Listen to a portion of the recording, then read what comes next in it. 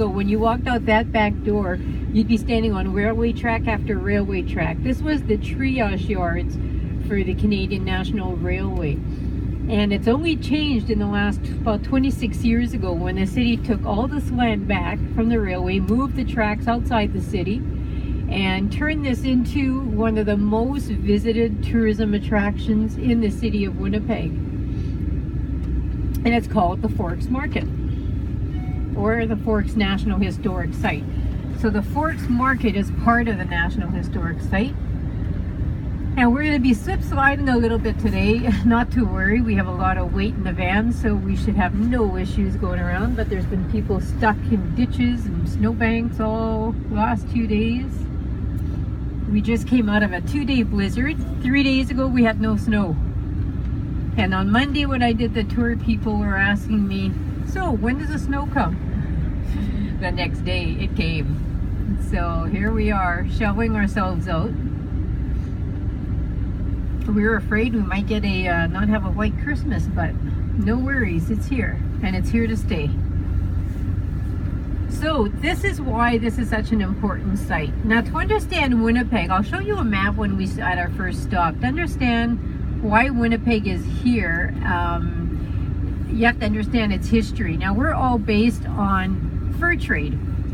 When the first Europeans arrived here in 1734, the first one was Pierre La Vérendrye.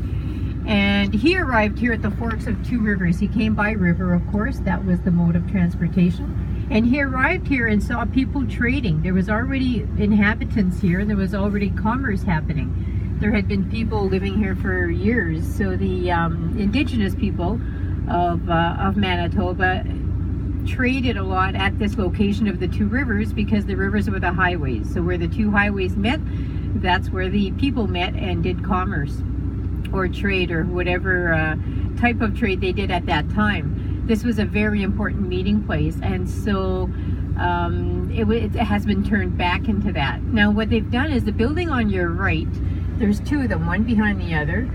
These were the stables where they kept all the horses and the wagons or delivery carts that delivered all the goods that came in on the train.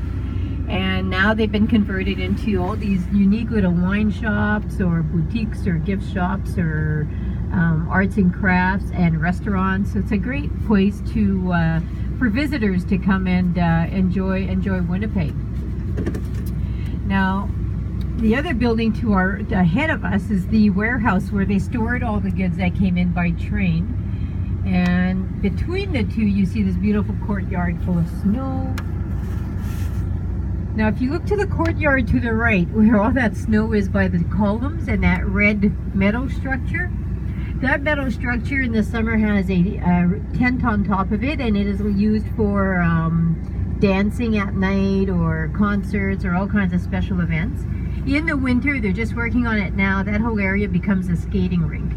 And so you can put your winter skates on, John, and yep. John went and checked, and it's not ready yet. Normally it is